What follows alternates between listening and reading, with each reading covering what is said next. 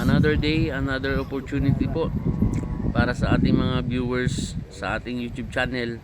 Meron po tayong available na lote dito po sa ibabaw ng bundok na ito. At ito nga po ay sumusukat ng 195 square meter. Ang isa naman po ay 300 square meter. At sa mga gusto po at interested, pwede rin nyo pong bilhin lahat yung total ng dalawang sukat na iyon. Ang magiging total po ay 495 square meter. Diyan po sa ibabaw ng burol na ito. At ang maganda lamang po dyan ay napakaganda po ng overlooking view. Yan po ay TCT title. Once na mayroon pong nagkaroon ng interest dito sa ating lote, ay sa atin pong isa-subdivide doon po sa TCT title na hawak po ng ating seller. At dito nga po pala, ang seller po nito ay yung aking pong kapatid, yung pong aking ate. Sa kanila po yung lupa na atin pong iba-vlog today. Ang isa nga pong maibibigay na pabor ng ating seller dito po sa ating buyer sa loteng ito ay yung pong terms condition na maaari pong makapag down payment po muna kayo hanggat pinoproseso po ang ating mga dokumento. Ito po ang sukat ay 300 square meter, nasa top siya,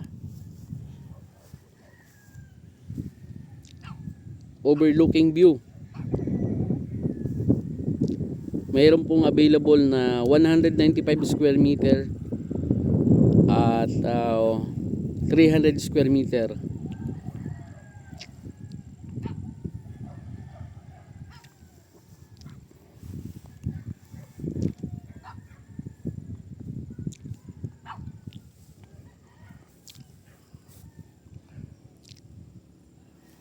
Andito po tayo sa isang part na nasa top ng bundok. Lote lamang po ito doon sa mga naghahanap ng mapagtatayuan ng bakasyunan. Maganda ang klimang lugar. Nasa part po ng Laguna ang lupang ito. Siniluan Laguna po ito, barangay ng Kapatalan.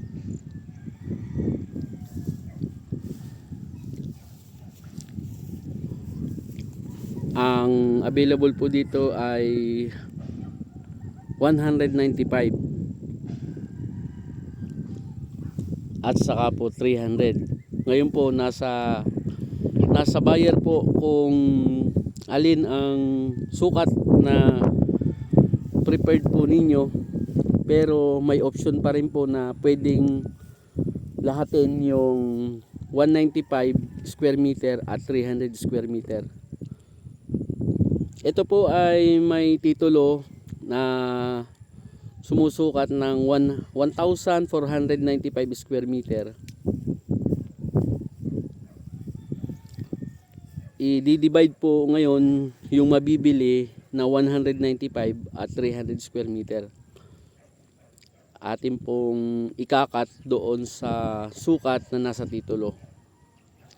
Ngayon po ay wala pa po siyang final na sukat doon sa pagsasubdivide.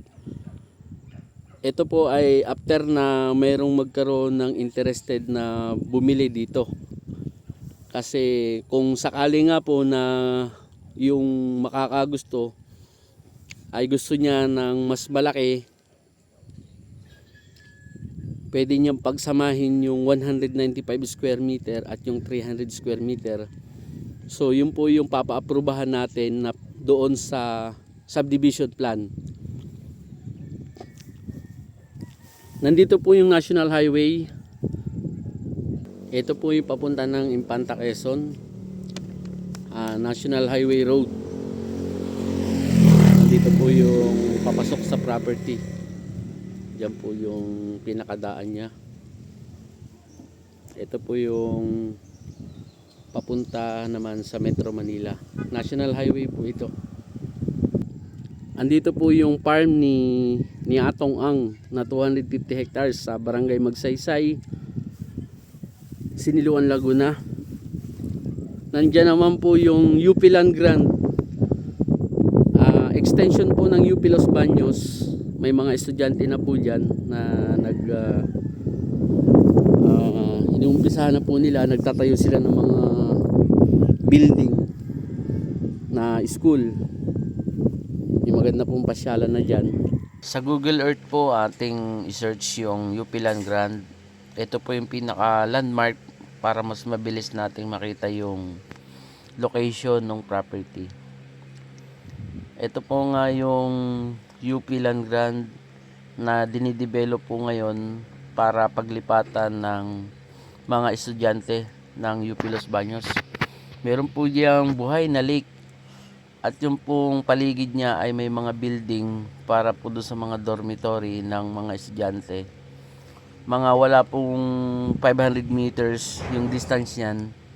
Andito naman po yung location ng ating property. Ito po yung pinaka-top na ito.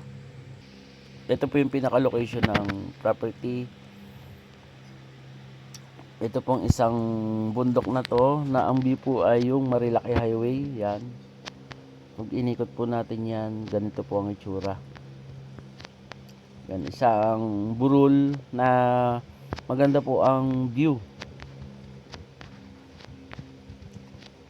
Yan, nandito po ngayon available yung 195 square meter at 300 square meter. Pero pwede pong pagsamahin kung isa lamang po ang bibili. At sa paligid nga po nito, kung mapapansin nyo, ito nga po yung sa tingin ko nga po ay gagawing subdivision. At dito nga po ay nagsisemento na sila. Ito po ay sementado na. Hanggang doon po yan. Kaya po dito sa pinakatap po niyan, ito po yung property. Dito naman po sa part na to, ito po yung kay Atong Ang.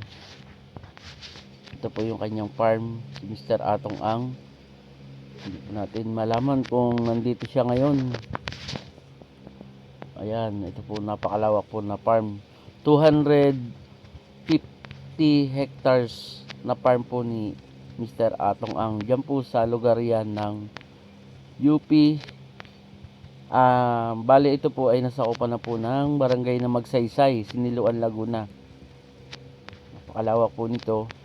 250 hectares po yan. So ngayon, ang dami na pong building. Yan. Sa gitna po ng kabundukan yan, yan po ang mga kalapit ng property na for sale. So dito po ang daan from National Highway 151 meters. Mula po dito, ito po yung pinaka daan, right of way. Papasok po yan. Tapos hanggang dito po sa tuktok na to. Malapit po siya sa UP Land Grant, Quezon. Potential po yung lugar na yan dahil magkakaroon po ng school, college. Nasa ito pong UP Land Grant. Napakalaki po ng lupa ng UP Land Grant dito. Aabot po ng nasa 5,000 hectares. Hanggang dito po yan sa kabundukan. Kabundok na po kasi ito eh. Yan. Kung mache-check nyo po sa Google Earth, ayan po yung makikita po natin. Nandito naman po yung Laguna. Ito pong kabila ay Quezon na. Yan, papunta po ng Real, Infanta, Quezon. Ito po naman view, nakabundukan na to. Yan naman po yung Marilaki, yung Marcos Highway. Yung po mga kabahayan na yun doon. Andiyan po yung KM90 restaurant. Yan po yung bye-bye na yan. Andito po yung windmill ng Pililla. Andiyan po yung part ng Metro Manila. Ito po yung pinaka plano niya. Ito po ay nasa Barangay ng Kapatalan, Siniluan, Laguna. Nung unang-una po, sinubdivide po nila tong magkakapatid. Bali, nasa 7,000 square meter po kasi yan eh. Dinivide nila sa 5 magkakapatid. At bawat lot number po na to, lot area, ay may kanya-kanya ng titulo. Ang available po na binibenta ay ito pong isang part na to. Magmula po sa National Highway Road, ayan po, nandito po yung part na yan. Pahaba po yan, papunta po dito. Ito pong kinatatayuan natin na to, nandito po tayo sa part na to, nasa kalagitnaan. Yan, ito po yun. Mayroon pong daan dito, papasok. Magmula po sa National Highway. Hanggang dito po yan sa dulo. Andun po yung muhon, mamaya pupuntahan ko. Ngayon po, ang haba po nito, nung 1 and 5, ito po kasi siya eh, lot 249B1. Ang haba po niya, yung 1.5 ay 151 meters. Ibig sabihin po, magmula sa National Highway hanggang dun sa pinakadulong muhon dito ay 151 meters. At ang lapad naman po niya, ang 1 and 2, yan naman po ay 10.80 meters. So yun lamang po ang lapad niya, kasi ang nangyari po dito sa pagsasubdivide na to, gusto lahat ng magkakapatid ay may front sila sa National Highway. Kaya po naging puro pahaba yung cut. Yan, parang hotdog na ano. So ngayon po, yung po sa makakagusto na bumili, meron po kayong choice. It's either dito po kayo bumawas ng 195 square meter or 300 square meter, or pagsamahin nyo po yon, so magiging 495 square meter. Pwede po kayong dito bumawas, pwede rin po dito sa front ng National Highway. Yung iba po kasi ang gusto ay tabi ng kalsada, pero sa part po na yon, sa tabi ng kalsada, ang lote po na yon ay halos flat lang. Flat lang yung area, wala siyang parang gantong view. Sa tingin ko po, yung mga makakagusto po na bumili na ito ay yung may gantong magandang view. Yan, kita po yung Marcos Highway. Kaya po kung magugustuhan nyo po yun, dito po tayo babawas sa part na to. So ang 4.5 ay 9.33. Yung pong lapad doon sa dulo 9.33. Kung pagtatayuan po ng rest house o bahay, malapad pa rin po siya. So yun po yung lot plan. Pupuntahan ko po yung dulo na yun.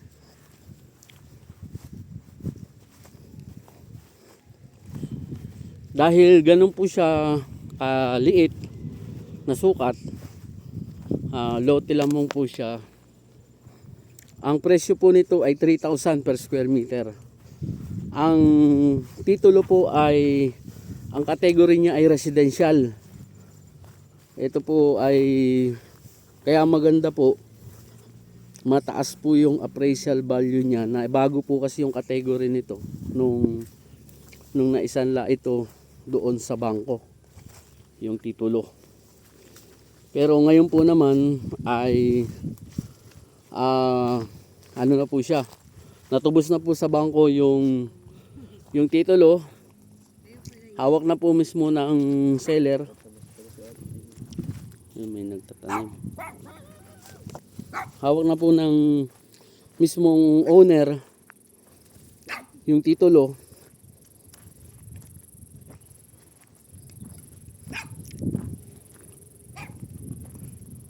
Sa ngayon po kaya malinis na siya, bayad na po siya. So ngayon po nagbebenta ng, ang total na dinidispose po dito ay 495 square meter. So may dalawang option lang po o tatlo. Pwedeng 195, pwedeng 300, o pwedeng 495, pagsamahin po yun. Nandito po yung pinakadulo niya. Yun po yung part na muhon. Yan yung pinakalapad niya dito. Kung gusto nyo po na dito, ito po ang tsura.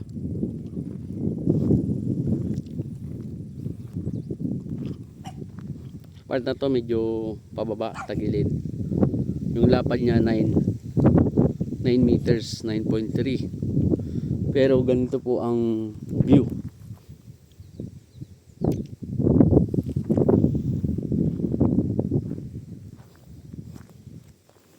Yan po ay Marcos Highway. Ito po, yung part na yan, kabibili lang po yan nung isang malaking company. Hindi ko po alam kung ito nga po ay matutuloy as subdivision. Gagawing subdivision. Hanggang baka po ito ay nasa 20 hectares na nabili nila. Kasi doon po sa may National Highway, doon sa kadulo doon, sementado na po yung front nila. Kasi semento lang po, hanggang dyan po sementohin nila yan. Yan, pinagbubuldos na po yan kasi lalagyan ng kalsada. Tapos, ito na po yung pinakadulo. May muhon. Tingin ng latlan ulit. Yan po yung number 5. Ito yung number 5 dito sa plano. Ito po yun. Yan. Magmula po sa 1, yan yung point 1 hanggang dito sa 5. Yan po yung 151.60 meters magmula National Highway hanggang dito. Tapos ito naman po, itong muna number 5. Ano yung number dyan? Ito to. Number 4 hanggang dito po 9.33 meters. Pinakadulo niya. Yan lang po ang lapad. So maganda na po siyang pagtayuan ng, okay na rin po siyang pagtayuan ng rest house. Ha? Saan? Ayan. Yan po yung isang muhon, number 4. Yun po yung number 5. Ito po yung view. Yan po yung gagawing subdivision. Ito pong owner nito, yung seller natin, meron pa rin pong ibinebenta na 9,500 square meter naman. Dito rin po naman. Isa pa pong titulo nila na ang presyo po ay 200 per square meter. Kung gusto nyo po ng mas malaking farm na pagtataniman, sa baba po nito, may isang lote lang pong madadaanan. Pero lahat po ng lote dyan ay dito po dumadaan sa ibabaw. Tapos ito pong niyugan na to, yan po yung 9,500 square meter na may sariling titulo din po yan. At yan po ay 200 pesos per square meter. Ito naman po yung isang property na 9,500 na may sarili rin pong titulo, for sale din po. Magmula po doon sa dito sa property na to, yung sa lote, meron po ditong 9,000. Ito po yung part naman, may mga tanim pong ilang na mga niyog. Halos kapatagan naman po ito na may kaunti din pong view dito sa part na yan. Ang daan po niyan, ito mababakas. Daan tao pa lamang po, ito pong malinis na ito. Kasama po ito. Kapatagan po ang karamihan na ito. Kalapit na po yan itong nagde-develop po dito. Hanggang dito po sila. Sila na po yung pinaka kahangganan ang property po na to. Malapit lang po yung distance halos. Isang lote lamang po yan ng pagitan. Katabi na po nitong bumiling malakihan na po ito. Kasi hanggang doon po yan sagad sila sa may river. Yung kasunod na tayo, iniis. Na po yung Marilaki Highway, yung Marcos Highway. Kasi yan po, iikot lang po yan hanggang doon sa may Impanta, Three Lions. Ang lusot po nun, yung iniikutan po ng mga rider, dito po yan. Ito naman yung Manila East Road.